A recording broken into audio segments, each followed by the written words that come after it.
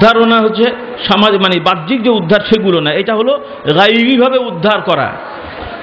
সাহাবী এসে বললেন, ইয়া রাসূলুল্লাহ, আমাকে উদ্ধার করুন, মানে আমাকে বাঁচান, যেটা আমরা অনেক সময় বলি আর কি, হাই হুতাশ করে, আমাকে বাঁচান, উদ্ধার করে। কি উদ্ধার হবে? মানে তার অবস্থাটা এরকম ছিল। একটা হলো যে আপনার সামর্থ্য আছে, তার টাকা নেই, টাকা দিলেন, অসুখ হয়ে গেছে ওষুধ দিলেন বা একটা কিছু উদ্ধার করলেন, সেটা ভিন্ন ব্যাপার। কিন্তু তার মানে কথা বলার ভঙ্গিটা এমন ছিল, আল্লাহ রসুল সাল্লাল্লাহু আলাইহি সাল্লামের কাছে পছন্দ হলো না। আল্লাহ রসুল বলছেন, খবরদার এরকম কথা বলবে না, ইন্নাহু লা ইউস্তাগাসু বি ইন্নাহু ইউস্তাগাসু বিল্লাহ। জেনে রাখো, নিশ্চয় অবশ্যই আমার কাছ থেকে কোনো উদ্ধার বিষয়ে চাওয়া হবে না। একমাত্র উদ্ধার পাওয়ার জায়গা হলো কে? উদ্ধার পাওয়ার জায়গা কে? কে তোমাদেরকে উদ্ধার করবেন? কে তোমাদেরকে উদ্ধার করবেন? কাজেই তাদের দোষ নেই। ঈসা আলাইহিস সালামকে খোদার বেটা বলেছিল। ওরা বলে থাকে যে ঈসা আলাইহিস সালাম ইবনুল্লাহ। তো ঈসা আলাইহিস সালামকে ওদের কথাই হলো যে কি বলে, ঈশ্বর পুত্র, মানে বাংলায় বলে ঈশ্বর পুত্র। ঈসার লকব হলো তাদের কাছে ঈশ্বর পুত্র। কি ভাই? ঈশ্বর পুত্র। তা এখন আমরা যদি বলি যে তোমরা ঈশ্বর পুত্র বলো না, তাহলে কি ঈসার সাথে বেয়াদবি করা হবে নাকি? ঈসার সাথে বেয়াদবি করা হবে? ঈসা আলাইহিস সালাম নিঃসন্দেহে বড় নবী, নিঃসন্দেহে তিনি নবী। সকল নবী ইন্তেকাল করলে তিনি ইন্তেকাল করেননি, তবেও করবেন। সুবহানাল্লাহ বলেন। সকল নবী মৃত্যুবরণ করেছেন, কিন্তু ঈসা আলাইহিস সালাম মৃত্যুবরণ করেন নাই, কিন্তু তাকেও মৃত্যুবরণ করতে হবে। কিন্তু এই মৃত্যু মানে সব শেষ হয়ে যাওয়া না, ওগুলোর ব্যাখ্যা আমরা পরে দেবো ইনশাআল্লাহ। অনেকে বোঝে না, ভাষাই বোঝে না, তো মশলা কি বুঝবে? ভাষাই বোঝে না তো মশলা কি বুঝবে? আরবি ঠিক মতো 3টে অক্ষর উচ্চারণ করতে পারে না, তারা আবার মশলা নিয়ে মাতবাড়ি করে। নাউজুবিল্লাহ বলে। বান্দরামি আর মানে সহ্য করা যায়? আগে মশলা বোঝো, এলেম কালাম শেখো, দরকার হলে ঝগড়া করো, অসুবিধা নেই। তোমার সাথে কি ঝগড়া করবো? তুমি ঠ্যাং খোড়া, আমার সাথে এসছো তুমি দৌড়াদৌড়ি করতে, তোমার ঠ্যাং ভাঙা, তুমি এসছো লাফালাফি করতে, হবে ভাই? তো বাংলাদেশের সবাই এরকম করে। ওই একবার টুর্নামেন্টে রেস মানে দৌড়ের প্রতিযোগিতায় কিছু টিম গেল, পরে দেখা গেল কি ও বেচারা মানে নিজের পায়ে একটা দোষ ছিল, কেউকে বলেনি, দৌড়াতে যে এবার মানে ঠ্যাং ফটাস। কথা বুঝলেন না বোঝেননি? শেষ পর্যন্ত পুরো বাংলাদেশের মানিজ্জত নিয়ে টানাটানি। কথা বুঝলেন না বোঝেননি? তো ওই রকম বকধারী আলেম ওলামা নিয়ে আমাদের ফুরফুরা সেলসেলার মান সম্মান নিয়ে টানাটানি শুরু হয়ে গেছে। কখন কি বলে না বলে জানি না, আল্লাহ পাক ভালো জানেন। এবার লোকেরা বলে বসে, এবার সেই ব্রিটিশের মতো অবস্থা। ফুরফুরা সেলসেলা বড় নির্যাতিত সেলসেলা, মানে যার যা খুশি বলবে আর বলবে এটা ফুরফুরা সেলসেলা। নাউজুবিল্লাহ বলেন। আমি আজকে আলেম ওলামাদেরকে জানিয়ে দিই, সকলকে জানিয়ে দিই, জমহুর ওলামার খেলাফ কোনো মতামত ফুরফুরার মুজাদ্দিদে জামান দেন নাই। সকলে বলে আলহামদুলিল্লাহ। জমহুর ওলামার খেলাফ, হ্যাঁ, তবে কিছু কিছু মুস্তালাহান পরিভাষাগত কিছু ব্যাপার আছে, যেই ব্যাপার নিয়ে আপনার হয়তো ইখতিলাফ হলো, কিন্তু মূল মাসলায় যখন যাবেন তখন দেখবেন যে সব সমান হয়ে গেছে। আলহামদুলিল্লাহ বলেন, আলহামদুলিল্লাহ বলেন। কাজে আমরা নাম নিয়ে ঝগড়া না করে আগে মসলা বোঝার চেষ্টা করি। আল্লাহ তাআলা বোঝার তৌফিক দেন সকল। নাম কি ভাই, আপনাদের কি হয়েছে? এটা কি এখানে এত কথা কেন? তো ভাই আমরা কাউকে খারাপ বলছি না, কথাটা হলো যে এগুলো এলেম কালামের ব্যাপার, বুঝতে হবে, তারপরে বলতে হবে। যেটা বোঝেন না ওইটা বলার দরকার কি? যা বোঝেন সেটা বলবেন। আলহামদুলিল্লাহ বলেন। কথা বুঝলেন না বোঝেন নেই? তো আমরা খাজা মঈনুদ্দিন চিশতি রহমতুল্লাহ আলাই, তার অনেক ফজিলত নিয়ামত আমরা শুনেছি, দেখে মানে বই পুস্তকে পেয়েছি। আমরা হোসনে জন পোষণ করব, তিনি ভালো মানুষ ছিলেন, তাতে কি আমাদের দোষ হবে নাকি ভাই? দোষ হবে নাকি? আব্দুল কাদের জিলানী রহমতুল্লাহ আলাই, তিনি বড় উঁচু স্তরের কি বলে বান্দা ছিলেন, অনেক জাহেদ আবেদ ছিলেন। আমরা আব্দুল কাদের জিলানী রহমতুল্লাহ আলাই বলবো, কথা ঠিক না বেঠিক? রহমতুল্লাহ আলাই বলবো। বড় বীর বলেন, সেটা ভিন্ন ব্যাপার। কিন্তু এমন বর্ণনা, যে বর্ণনাগুলো সহি মানে কোনো রেওয়ায়েতের সম্ভাবনা নেই, কোনো সম্ভাবনা নেই, রেওয়ায়েত হবে তা কোত্থেকে? তো ওগুলো বলে খামাখালি মানুষের মধ্যে মানে কিলোকাল তৈরি করে বিভ্রান্ত করাকে ঠিক হবে ভাই? কাজে আমাদের এই বিষয়গুলো সতর্ক থাকতে হবে। আল্লাহ তাআলা আমাদেরকে বোঝার তৌফিক দেন। সকলে বলুন আমিন। তো আল্লাহ রসুল বলছেন যে আমার থেকেও তোমরা উদ্ধার চাইবে না। উদ্ধার বিষয় হলে চাইবে কার কাছে? কার কাছে? কার কাছে? এই জন্য অনেক সময় আমরা আলেম ওলামাদেরকে অতি ভক্তি করতে যে এমন লকব লাগায়, তখন যারা চেনে না বোঝে না তারা মনে করে যে ওনারাও মনে হয় এদের মতো গুমরা ছিল। নাউজুবিল্লাহ বলেন। তো এতে কি হলো? নিজেরাও ডুবলাম, ওনাদেরকেও ডুবালাম। কথা বুঝলেন কিনা? এই জন্য একটা বাংলা কথা বলে, একজন বাংলা কথা বলে যে শিক্ষিত শত্রু মূর্খ বন্ধুর থেকেও ভালো। কথা বুঝলেন না বোঝেন নাই? ওই রকম মূর্খ বকধার্মিক মুরিদ বা ভক্ত থেকেও ওই রকম শত্রু মৌলানা হলেও ভালো। কথা বুঝলেন না বোঝেননি? ও বেটা হয়তো জানে মারবে না, আর এই ভক্তি করে এমন জিনিস খাওয়াবে শেষ পর্যন্ত জান নিয়ে টানাটানি হয়ে যাবে। কথা বুঝলেন না বোঝেননি?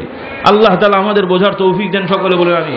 তো ভাইরা, আল্লাহ তাআলা কোরআনে বলছেন যে জিকির দ্বারা কলব সাফ হবে, যে জিকির দ্বারা কলব মুতমাইন হবে, আল্লাহ তাআলা বলছেন কোরআনে, ইয়া আইয়ুহাল্লাযীনা আমানু যিকুরুল্লাহা যিকরান কাসীরা ওয়া সাব্বিহুহু বুকরাতান ওয়া আসীলা।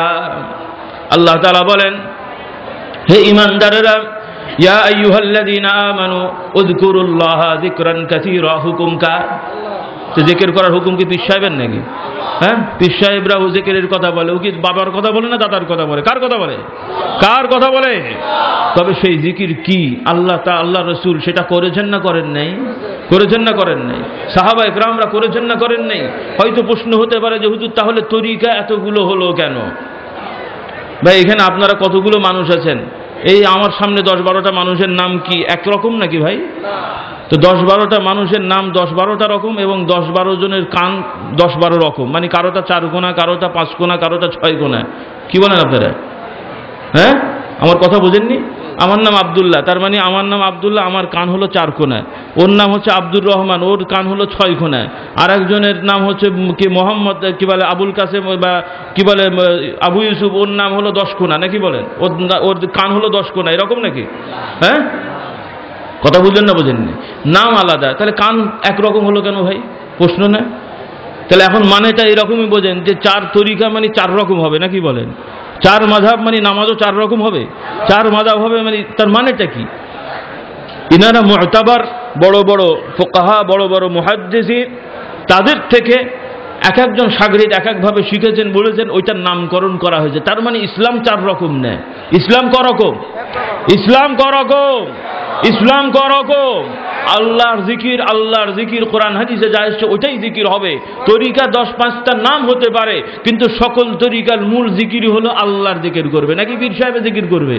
আব্দুল কাদের জিলানী তরিকা, কাদরিয়া তরিকা মানে আব্দুল কাদের জিলানী রহমতুল্লাহ আলাইহির নাম নিয়ে জিকির করবে নাকি? চিশতিয়া তরিকা মানে তার নামে জিকির হবে। কি বলে মুজাদ্দিদিয়া তরিকা মানে আলফেসানির জিকির হবে। মুহাম্মদী তরিকা মানে আরেকজনের জিকির হবে। তো জিকির হবে কার? জিকির হবে আল্লাহ। তো তরিকাটা কি? ওনাদের শাগরিদরা ওনাদের থেকে কিছু শিখেছেন, তারা কিছু মানুষকে জানিয়েছেন, আবার কিছু সম্পাদনা করেও নিজেরা কিছু তৈরি করেছেন, সেটাও ইমামের নামে চলে গেছে। বিশ্বাস করেন না? কি বানিয়ে বানিয়ে আমি বলছি নাকি? কিতাব খুলে দেখেন। ইমাম, আমরা হানাফি মাযহাব বলি, বেশিরভাগ ভারতীয় উপমহাদেশে আমরা হলাম হানাফি মাযহাবের। কোন মাযহাবে? কোন মাযহাবে?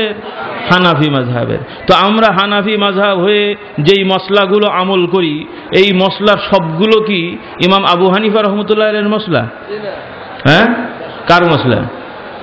ইমাম আবু হানিফা রহমতুল্লাহ আলাইহির মশলা আছে, সাথে সাথে কিছু ওনার শাগরিদ আবু ইউসুফ, মোহাম্মদ জুফার, ইনাদেরও কিছু ফতোয়া আছে। অনেক মশলা আছে যেটা ইমাম আবু হানিফা বলছেন মাকরু, ওনারা বলছেন এটাই করতে হবে। ইমাম আবু হানিফা বলছেন ওয়াজিব, ইনারা বলছেন সুন্নত। ইনারা বলছেন ওয়াজিব, আবু হানিফা বলছেন সুন্নত। কথা বুঝলেন না বোঝেননি? তো এইরকমও মতভেদ মানে ফিকার কিতাবে আছে। তারপরেও এত এই 3 শাগরিদের 3 রকম 2 রকম 1 রকম মতামতের পরেও আমরা সকলে এক মাযহাবের হানাফি মাযহাব। দোষ হলো ভাই?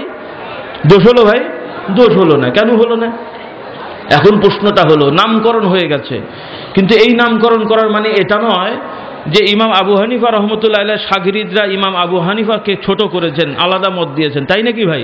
না, আলাদা মত দিয়ে ওনারা ছোট করেন নাই, বরং আবু হানিফা রহমতুল্লাহ আলাইহি যা বলেছেন সেটার নীতিতেই তারা এটা তৈরি করেছেন, সংস্কার করেছেন বা দরকার মনে করেছেন। কথা বুঝলেন না বোঝেন নাই? সেটা হাদিস ভিত্তিক, নস ভিত্তিক।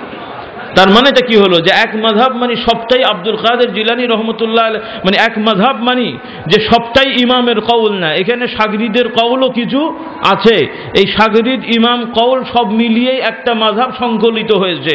তরিকার ক্ষেত্রেও ওই রকম, শুধু পীর সাহেব নিজেই যা করেছেন সব হয়নি, ওই পীর সাহেব এবং শাগরিদ সব মিলিয়েই আপনার একটা মতামত হয়েছে, সেটাকে তরিকা নামে মানুষের মধ্যে সব মানে প্রচারিত হয়েছে। এখন যদি কোনো বিষয়ে মতভেদ দেখা যায়, সেটার জন্য যদি আমরা বলি যে না এটা দরকার নেই, তার মানে কি আব্দুল কাদের জিলানীকে ছোট করা হলো নাকি? কারণ উনি তো এটা করেন নাই। বাহাউদ্দিন নকশবন্দি যেটা করেন নাই, খাজা মঈনুদ্দিন চিশতি সরাসরি যেটা করেছেন বলে কোনো রেওয়ায়েত নেই, আব্দুল কি বলে আপনার মুজাদ্দিদ আল ফিসানি রহমতুল্লাহ সরাসরি করেছেন যেটা রেওয়ায়েত নেই, যেটা অন্যরা করেছে শাগরিদ করেছে। তো শাগরিদ করলে তার ব্যাপার, তাহলে আমরা যদি ওই ইমামের মতেও থাকি তাহলেও কি দোষ হবে নাকি? দোষ হবে নাকি ভাই? তাহলে তো আপনি একই পথে থাকলেন, আলহামদুলিল্লাহ বলেন। তার মানেটা কি হলো? 4, 5, 10, 12 যত তরিকা হোক, সকল তরিকার মূলই হলো যে আল্লাহর জিকির করতে হবে জনাবে মুহাম্মদ রাসূলুল্লাহ সাল্লাল্লাহু আলাইহি সাল্লামের তরিকায়। সকলে বলি আলহামদুলিল্লাহ। কারণ আমরা ভারতীয় উপমহাদেশের হক সিলসিলা